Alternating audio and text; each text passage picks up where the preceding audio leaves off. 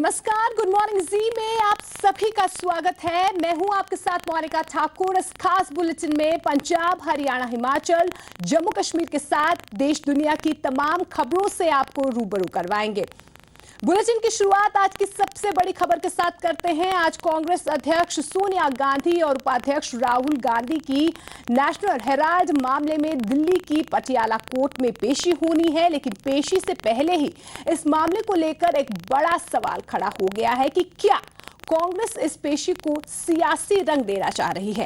यह सवाल इसलिए खड़ा हुआ क्योंकि हर रोज जो खुलासे हो रहे हैं वो कांग्रेस को घेर रहे हैं।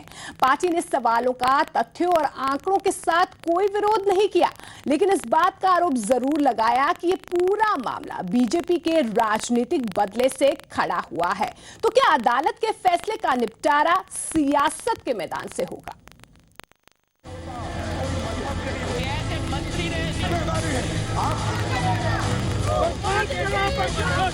नेशनल हेराल्ड केस में हर रोज नए खुलासे सामने आ रहे हैं और इन्हीं खुलासों के साथ ही नए आरोप भी लग रहे हैं। आरोपों की इन्हीं सीरीज के बीच बीजेपी ने आरोप लगाया है कि कांग्रेस नेशनल हेराल्ड केस का राजनीतिक फायदा उठाने की कोशिश में है। का सम्मान करना चाहिए, संविधान का सम्मान करना चाहिए। और ये कहना कि मैं इंदिरा जी की बहू हूँ तो सही बात है। इंदिरा जी ने भी जब हाईकोर्ट का फैसला आया था इलाहाबाद का, तो उन्होंने पूरे देश में इमरजेंसी लगा दी थी, ना कानून को माना था और संविधान में संशोधन कर दिया था। नेशनल हेराल्ड केस में कांग्रेस अध्यक्ष सोनिया गांधी और उपाध्यक्ष राहुल गांधी की दिल्ली की पटियाला हाउस कोर्ट में पेशी है और पेशी के पहले बीजेपी ये आरोप लगा रही है कि कांग्रेस इसे सियासी तस्वीर देते हुए राजनीतिक उत्सव के तौर पर पेश करना चाहती है। हालांकि ये भी कहा जा रहा है कि कांग्रेस अध्यक्ष सोनिया गांधी ने आज ये निर्देश जारी किए हैं कि मामले से संबंधित नेता ही कोर्ट जाएंगे। कांग्रेस नेतृत्व और कांग्रेस पार्टी न्याय प्रणाली और न्यायपालिका का संपूर्ण सम्मान करती है। हमें न्यायपालिका में विश्वास है। कांग्रेस अध्यक्षा, कांग्रेस उपाध्यक्ष और सब कांग्रेस नेता अदालत में पेश होंगे बाकायदा। सूत्रों के मुताबिक ये भी कहा जा रहा है कि राहुल और सोनिया दोनों ने ही बेल के लिए बॉन्ड तक नहीं भरा है। साफ है, कांग्रेस इस मसले को एक आक्रामक रवैये के तौर पर पेश करना चाहती है। नेशनल हेराल्ड के केस में 1% भी कोई गलत काम नहीं हुआ है, कहीं भी कोई उसमें गलती का कोई लेना देना नहीं। सवाल ये भी है कि क्या कांग्रेस इस मामले को कानूनी लड़ाई के बजाय केवल राजनीतिक तौर पर लड़ना चाहती है। ये सवाल इसलिए कि इस मामले को लेकर कांग्रेस लगातार अपनी रणनीति बदल रही है। पहले संसद में इस मसले को लेकर हंगामा और फिर इस मसले में राजनीतिकरण का आरोप। That this is something that is being driven by the Prime Minister's office. That is basically as far as the National Herald matter is concerned. तो क्या ये माना जाए कि सोनिया और राहुल की पेशी को कांग्रेस सियासी बनाना चाहती है? नेशनल हेराल्ड मामले को लेकर कांग्रेस आज राष्ट्रीय स्तर पर प्रदर्शन करने जा रही है। दरअसल आज कोर्ट में नेशनल हेराल्ड मामले में सोनिया राहुल की पेशी है। कांग्रेस ने मोदी सरकार पर बदले की भावना से कार्रवाई करने का आरोप लगाया है, लिहाजा आज देश के दूसरे हिस्सों के साथ शिमला के रिज मैदान में भी प्रदेश कांग्रेस का प्रदर्शन होने जा रहा है। मुंह पर काली पट्टी बांधकर कांग्रेस नेता और कार्यकर्ता अपना विरोध दर्ज करवाएंगे।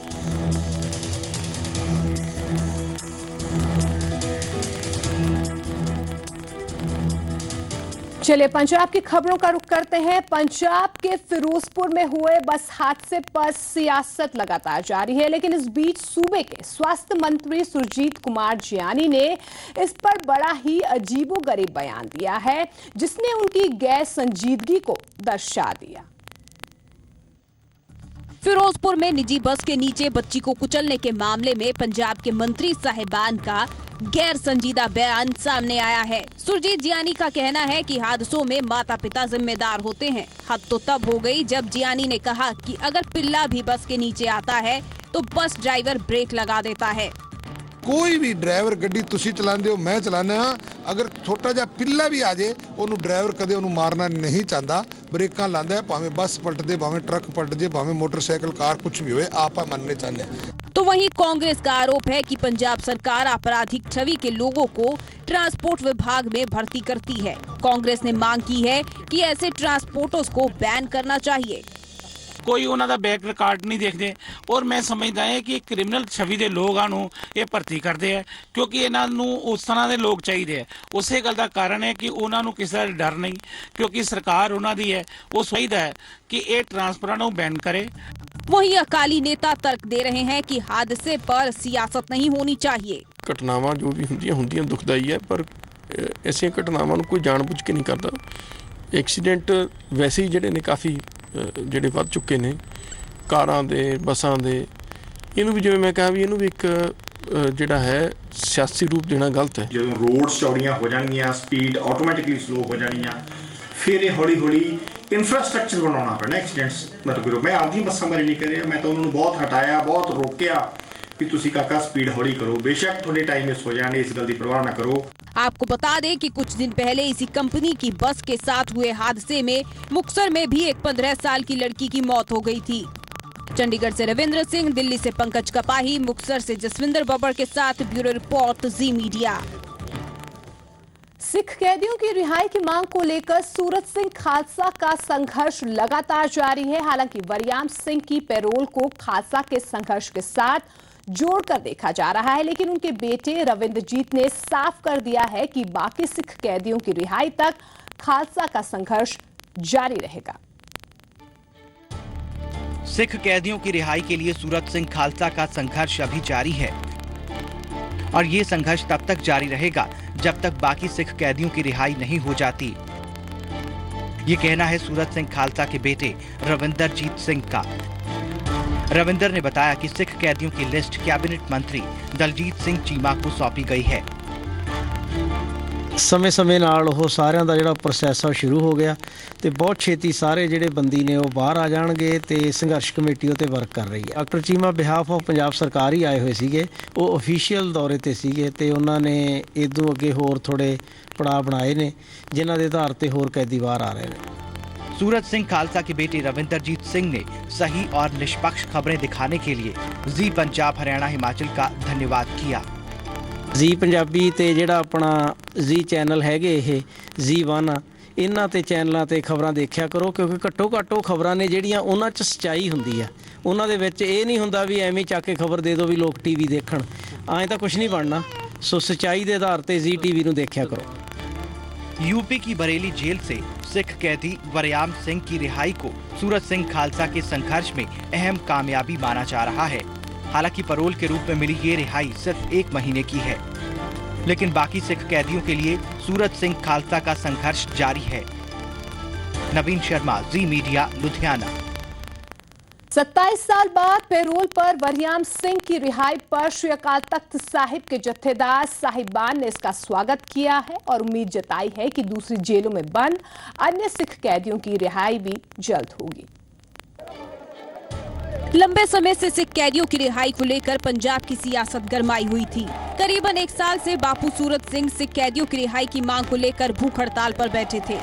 27 साल के बाद बरेली जेल में वरयाम सिंह की पेरोल पर रिहाई का श्री अकाल तख्त साहिब के जत्थेदार ज्ञानी गुरबचन सिंह ने स्वागत किया है। सरकार, सेंट्रल सरकार, सरदार RP सिंह दिल्ली और विशेष करके सरदार बलवंत सिंह जी रामूवालिया मंत्री साहब, उन्हों का दास धन्यवादी है।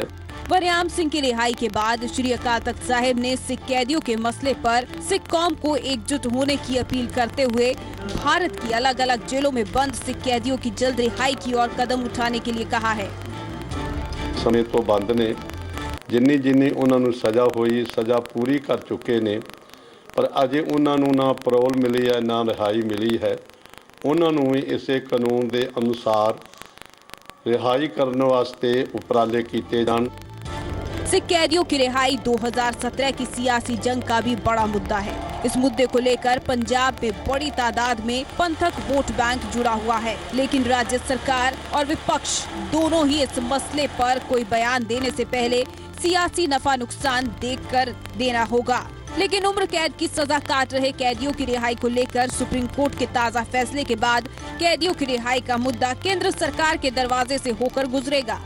अमृतसर से राजन गोसाई के साथ ब्यूरो रिपोर्ट, जी मीडिया। अबोहर हत्याकांड को लेकर एक बार फिर सियासी पारा चढ़ने के बाद पुलिस ने तेजी दिखाते हुए मामले में अब तक 12 लोगों को गिरफ्तार कर लिया है। लेकिन मुख्य आरोपी की गिरफ्तारी की मांग को लेकर कांग्रेस ने फाजिल्का में विरोध प्रदर्शन किया और पंजाब की कानून व्यवस्था पर सवाल उठाए। अबोहर हत्याकांड को लेकर गरमाई सियासत के चलते अबोहर पुलिस भी हरकत में आ गई है। पुलिस ने इस मामले में 11वें आरोपी को गिरफ्तार कर लिया है, जबकि अन्य आरोपियों को भी जल्द ही सलाखों के पीछे पहुंचाने की बात कही जा रही है। दलित समाज लगातार शिवलाल डोडा और अमित डोडा को गिरफ्तार करने की मांग कर रहा है। वहीं पुलिस का कहना है कि इस मामले में दोनों का क्या रोल है, ये जाँच का विषय है। हमने अभी तक 8 आरोपियों को अरेस्ट कर लिया था, लेकिन आज उसमें 3 और आरोपी हैं, मनदीप सिंह, सुखजीत सिंह और मेलू गुरप्रीत सिंह मेलू। इनको हमने आज अरेस्ट किया है और टोटल इसमें अभी 11 गिरफ्तारियां हो चुकी हैं और बाकी जो गिरफ्तारियां हैं हम जल्दी ही कर लेंगे। उधर फाजिल्का में कांग्रेस कार्यकर्ताओं ने डीसी कार्यालय पर हंगामा किया और बाद में हाईवे जाम कर दिया। कांग्रेस ने मुख्य आरोपियों को गिरफ्तार करने की मांग की है। उन अक्यूज को, जो असली दोषी हैं, उनको गिरफ्तार नहीं किया जाता। कांग्रेस पार्टी जो है बैठेगी नहीं, संघर्ष करेगी, चाहे हमें जेलों भरनी पड़े। कांग्रेस का आरोप है कि पुलिस राजनीतिक दबाव में काम कर रही है और मुख्य आरोपियों को बचाया जा रहा है। फाजिल्का से सुनील नागपाल, जी मीडिया। बरगाड़ी गोलीकांड की जांच कर रहे रिटायर्ड जस्टिस जोरा सिंह ने कई लोगों के साथ बरगाड़ी गोलीकांड के बारे में बातचीत की है। जस्टिस जोरा सिंह ने चश्मदीदों को एफिडेविट के जरिए अपने बयान दर्ज करवाने के लिए कहा है। फरीदकोट के रेस्ट हाउस में बरगाड़ी गोलीकांड के गवाहों के साथ मिल रहे रिटायर्ड जस्टिस जोरा सिंह। पंजाब सरकार की ओर से बरगाड़ी गोलीकांड की जांच कर रहे जोरा सिंह हर उस शख्स के साथ मुलाकात कर रहे हैं जो उस समय की पूरी घटना के आई विटनेस हैं। फरीदकोट के रेस्ट हाउस में सुबह से लेकर शाम तक इलाके के कई लोग उनके साथ मिले और बरगाड़ी गोलीकांड के बारे में बताया। सिर्फ इतना ही नहीं, रिटायर्ड जस्टिस जोरा सिंह ने कहा कि अगर कोई गवाह अपनी गवाही दर्ज करवाना चाहता है तो वो एफिडेविट के जरिए दर्ज करवा सकता है। जो भी किसी को पता है उस इंसिडेंट वो सुनवा के दसे। जे आज कोई नहीं भी आ सका, वो अपने ज्ञान जो मतलब ने देखा in shape of affidavit commission दफ्तर के उन्होंने बात किया। वहीं रिटायर्ड जस्टिस जोरा सिंह के सामने अपने बयान दर्ज करवाने आ रहे लोगों ने उम्मीद जताई कि बरगाड़ी गोलीकांड के आरोपियों को सजा जरूर मिलेगी। चश्मदीद गवाह उन्हां दे एफिडेविट बना के सानू चंडीगढ़ भेजो ते नाल ही उन्होंने कहा भी ਜਿਹੜੇ ਤੁਹਾਡੇ ਉਸ ਵੇਲੇ ਦੇ ਕਲਿੱਪਸ ਵਗੈਰਾ ਹੈਗੇ ਆ 13 ਤਰੀਕ ਦੇ ਤੇ 14 ਤਰੀਕ ਦੇ ਉਹ ਵੀ ਸਾਨੂੰ ਭੇਜੋ ਤਾਂ ਕਿ ਅਸੀਂ ਸਹੀ ਮੁਜਰਮਾਂ ਤਾਈਂ ਪਕੜ ਕਰ ਸਕੀਏ। ਇਹ ਤੋਂ ਸਾਨੂੰ ਕੁਝ ਲੱਗਦਾ ਹੈ ਕਿ ਸ਼ਾਇਦ ਜੇ ਇਹ ਕਮਿਸ਼ਨ ਸਹੀ ਰਿਹਾ ਤਾਂ ਜਿਹੜੀ ਇਹ ਸਹੀ ਇਨਕੁਆਰੀ ਹੋਈ ਤਾਂ ਜਿਹੜੇ ਅਸੀਂ ਦੋਸ਼ੀ ਦੱਸੇ ਆ वो हर हालत पकड़े जाएंगे। बरगाड़ी गोलीकांड की जांच जोरा सिंह ने 2 महीने में पूरी करनी थी, लेकिन जोरा सिंह ने जांच की शुरुआत आखिरी दिन में शुरू की। लंबे इंतजार के बाद जांच शुरू तो हो गई है, लेकिन जब तक बरगाड़ी गोलीकांड के असली आरोपियों को सजा नहीं मिलती तब तक लोगों का जांच पर भरोसा कायम नहीं हो सकेगा। फरीदकोट से जगतार भुल्लर के साथ ब्यूरो रिपोर्ट, जी मीडिया। खबर हिमाचल से लेते हैं। हिमाचल प्रदेश हाई कोर्ट की ओर से धर्मशाला का नाम स्मार्ट सिटी की लिस्ट से रद्द करने के बाद सूबे का सियासी पारा उफान पर है। जहां बीजेपी से सरकार को कोर्ट का करारा झटका करार दे रही है, वहीं सरकार कोर्ट में गलत तथ्य रखने के आरोपों से इनकार कर रही है। इस आरोप प्रत्यारोप के बीच धर्मशाला के लोगों में निराशा छा गई है। केंद्र की स्मार्ट सिटी की तर्ज पर हिमाचल भी अपने स्तर पर स्मार्ट सिटीज डेवलप करेगा। इसके तहत प्रदेश में 25 शहरों का चेहरा बदला जाएगा। पहले चरण में मंडी जिला के कस्बे जोगिंद्रनगर और धर्मशाला को चुना गया है। इन दोनों शहरों में फ्री वाईफाई, सीसीटीवी और पब्लिक एड्रेस सिस्टम इंस्टॉल किया जाएगा।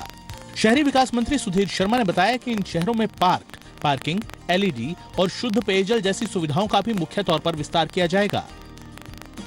24 घंटे पीने के पानी की परियोजनाएं हैं। जो धर्मशाला में एक परियोजना है जिसका 70% काम हो गया है। मंडी में भी ऐसी परियोजना है जो शुरू हो गई है। इसी प्रकार से concreting of roads, street furniture, LED lighting, ये सारी चीज़ें जो हैं ये शहरी निकायों में अर्बन डेवलपमेंट विभाग जो है इसके देने जा रहा है। शर्मा ने बताया कि स्थानीय निकाय भी अपने यहाँ अलग से योजनाएं बनाकर अत्याधुनिक सुविधाओं का विस्तार कर सकते हैं। उनके मुताबिक अगले चरण में स्थानीय शहरी निकायों को भी इसी तर्ज पर संवारा जाएगा। सरकार का दावा है कि इस पूरे प्रोजेक्ट को अमल में लाने के दौरान फंड की कमी नहीं होने दी जाएगी। हर शहरी निकाय जिस प्रकार से अपनी स्कीम कंसीव करेगा तो अलग अलग उसका मापदंड रहेंगे, क्योंकि कहीं पर ज़्यादा पॉपुलेशन है, कहीं कम है, और जो कमांड एरिया है उसके बारे में भी देख करके जिस प्रकार से DPRs बनेंगी उस प्रकार से धनराशि मुहैया करवाई जाएगी। राज्य सरकार का ये ऐलान काफी अहम है। अगर ये सही तरीके से लागू होता है तो इसमें कोई शक नहीं कि हिमाचल के शहरों की तस्वीर ही बदल सकती है। संजीव शर्मा, जी मीडिया, शिमला। आगे बढ़ते खबर हरियाणा से लेते हैं। हरियाणा में आज से अगले 3 दिन तक गीता जयंती पर राज्य स्तरीय समारोह का आयोजन करवाया जाएगा। इन समारोह में हरियाणा सरकार के मंत्री और बीजेपी के विधायक शिरकत करेंगे। आज जहां अंबाला में शिक्षा मंत्री रामविलास शर्मा पहुंच रहे हैं, तो वहीं दूसरी ओर सुभाष बराला हिसार में गीता जयंती समारोह की शुरुआत करेंगे। इस बार हरियाणा सरकार ने गीता जयंती समारोह को बड़े पैमाने पर मनाने का फैसला लिया है। 19 से 21 दिसंबर तक प्रदेश सरकार सभी 21 जिलों में गीता जयंती समारोह का आयोजन करने जा रही है। प्रदेश सरकार के मंत्री गीता जयंती के समारोह में शिरकत करेंगे। समारोह स्थल को रंग बिरंगी लाइटों से दुल्हन की तरह सजाया गया है। समारोह को पूरे हर्षोल्लास के साथ मनाने की तैयारी है। आज हरियाणा के वित्त मंत्री कैप्टन अभिमन्यु गुड़गांव में, तो शिक्षा मंत्री रामविलास शर्मा अंबाला में गीता जयंती महोत्सव की शुरुआत करेंगे, जबकि बीजेपी के अध्यक्ष सुभाष बराला हिसार में आयोजित होने वाले गीता जयंती समारोह में शिरकत करेंगे। इससे पहले कल हरियाणा की कैबिनेट मंत्री कविता जैन कुरुक्षेत्र पहुंची। इस दौरान उन्होंने कहा कि हर जिला स्तर पर गीता उत्सव का आयोजन करके राज्य सरकार ने एक नया मुकाम हासिल करने का काम किया है। इस तरह से राज्य स्तरीय समारोह स्थापित किया गया है, तो मैं समझती हूँ कि एक लैंडमार्क होगा और वाकई में हमारे भारत देश की संस्कृति को और आगे ले जाने की और आगे उठाने की ओर ये साबित होगा। राज्य मंत्री कृष्ण बेदी ने कहा कि गीता में जीवन का मार्गदर्शन है। ये हमें अपने कर्म, कर्तव्य और जिम्मेदारी का एहसास करवाती है। जहां अपनी कला, संस्कृति, कर्तव्य और जीवन के मूल्यों को निर्धारित करने के लिए जो गीता का हमें संदेश मिला और कुरुक्षेत्र की कर्म भूमि से संदेश मिला, इसको देखने के लिए अवश्य पहुंचे। 19 दिसंबर से 21 दिसंबर तक चलने वाले राज्य स्तरीय समारोह में गीता के महत्व पर चर्चा होगी। जिलों में प्रदर्शनी लगाई जाएगी, प्रतियोगिता का आयोजन होगा। इसके अलावा हरियाणवी संस्कृति की झलक भी प्रस्तुत की जाएगी। राकेश रोहिल्ला, जी मीडिया, कुरुक्षेत्र। वहीं कुरुक्षेत्र यूनिवर्सिटी में श्रीमद् भगवत गीता की प्रासंगिकता को लेकर अंतर्राष्ट्रीय स्तर की संगोष्ठी का आयोजन करवाया गया, जिसमें हरियाणा के राज्यपाल कप्तान सिंह सोलंकी और आरएसएस से जुड़े नेता मौजूद रहे। शुक्रवार को कुरुक्षेत्र विश्वविद्यालय में गीता की प्रासंगिकता के विषय पर संगोष्ठी का आयोजन किया गया। इस मौके पर हरियाणा के राज्यपाल कप्तान सिंह सोलंकी, आरएसएस के भैयाजी जोशी, हरियाणा के कैबिनेट मंत्री रामविलास शर्मा, बीजेपी के राष्ट्रीय महासचिव अनिल जैन और डॉक्टर मोहम्मद हनीफ खान शास्त्री ने अपने विचार रखे। कार्यक्रम में राज्यपाल कप्तान सिंह सोलंकी ने गीता में विश्व की सभी समस्याओं का निदान बताया। श्रीमद् भागवत गीता की सार्वभौमिकता, प्रासंगिकता ये विश्व की समस्याओं का निदान है। तो वहीं रामविलास शर्मा ने कुरुक्षेत्र विश्वविद्यालय का नाम श्रीमद् भागवत गीता कुरुक्षेत्र विश्वविद्यालय रखने की मांग की, जिस पर राज्यपाल ने सैद्धांतिक तौर पर सहमति जताई। क्योंकि ये कुरुक्षेत्र है और ये गीता की जन्मभूमि भी है, तो एक प्रस्ताव मैंने रखा है। गीता पर हुए इस अंतर्राष्ट्रीय स्तर के सेमिनार में राष्ट्रीय संस्कृति संस्थान से आए डॉक्टर मोहम्मद हनीफ खान शास्त्री ने मुसलमानों को श्रीमद् भागवत गीता पढ़ना अवश्य बताया। उन्होंने कहा कि श्रीमद् भागवत गीता ही पूरे इस्लाम की बुनियाद है। परमेश्वर के नियमों के आगे समर्पण कर देने का अर्थ है इस्लाम, और शांति में जीवन जीने का अर्थ है इस्लाम, और वो दोनों का बुनियाद है भगवत गीता। संगोष्ठी की अध्यक्षता आरएसएस के सरकार्यवाहक सुरेश जोशी ने की। उन्होंने प्रदेश भर में गीता जयंती को मनाए जाने के खट्टर सरकार के फैसले की जमकर तारीफ की और मुख्यमंत्री और सरकार को इसके लिए बधाई दी। राकेश रोहिल्ला, जी मीडिया, कुरुक्षेत्र। चलिए अब अच्छी खबर की बात करते हैं। अगर आप फरीदाबाद में रहते हैं तो ये खबर आपके लिए है, क्योंकि अब आपको ड्राइविंग लाइसेंस के लिए ऑनलाइन अप्लाई आप यहां पर कर सकते हैं। ड्राइविंग लाइसेंस के लिए अब फरीदाबाद के लोगों को दलालों और एसडीएम ऑफिस के चक्कर नहीं काटने पड़ेंगे। प्रदेश सरकार ने फरीदाबाद में ऑनलाइन ड्राइविंग लाइसेंस आवेदन प्रक्रिया की शुरुआत कर दी है। अब लोगों को लाइसेंस बनवाने में ज्यादा दिक्कतों का सामना नहीं करना पड़ेगा और समय की भी बचत होगी। कई बार वो 3 बजे तक बैठा रहता है कैंडिडेट, तो पूरा दिन उसका वेस्ट हो जाता है। तो स्लॉट बुकिंग से उसको कम से कम ये जो वेस्टेज ऑफ टाइम है ये उसकी सेव हो जाएगी। यहाँ टेस्ट होगा, टेस्ट होने के बाद यहाँ फाइल जमा करवा देगा, उसी टाइम वो मिल जाएगा। फाइल जब भी खरीदनी पड़ेगी ऑनलाइन होने के बाद? नहीं, फाइल तो ऑनलाइन भी वो फॉर्म निकाल सकते। लाइसेंस बनवाने के इच्छुक लोगों ने सरकार की सुविधा की तारीफ की है, लेकिन साथ ही इनका ये भी कहना है कि ज्यादातर लोगों को अभी सेवा के बारे में कम ही जानकारी है। ऐसे में प्रशासन को चाहिए कि इसके लिए जन जन तक प्रचार किया जाए। हालांकि उन्होंने माना कि पहले के मुकाबले अब काम में काफी फर्क आ चुका है। पहले लाइसेंस के लिए घंटों समय बर्बाद होता था, लेकिन अब काम बहुत जल्द हो जाता है। ये जो कदम सरकार ने उठाया है, हरियाणा सरकार ने, नई सरकार ने, इससे काफी फायदा हुआ है और पहले के बनिस्बत काफी चीजें स्ट्रीमलाइन हो गई हैं। अगर ये सही सुचारू से कार्य करेगा ऑनलाइन सिस्टम इनका, तो लाभकारी रहेगा। अगर ये ऑनलाइन काम नहीं करेगा तो फिर कोई फायदा नहीं है उसका। मुझे लगता है कि ये प्रैक्टिकली कोई यहाँ पे लोगों को कन्वीनियंस नहीं है, और बहुत ही आप अंदर देखेंगे बहुत ही ज़्यादा क्राउड है और सभी कुछ बड़ा क्योटिक मैनर में हो रहा है। मुझे लग रहा है कि इसकी प्रैक्टिकल इम्प्लीमेंटेशन कोई यूजफुल नहीं है। फरीदाबाद ऑनलाइन ड्राइविंग लाइसेंस सेवा देने वाला हरियाणा का 5वां जिला बन गया है। इससे पहले ये सुविधा गुड़गांव, करनाल, पंचकुला और अंबाला जिले में ही थी। विनोद मित्तल, जी मीडिया, फरीदाबाद।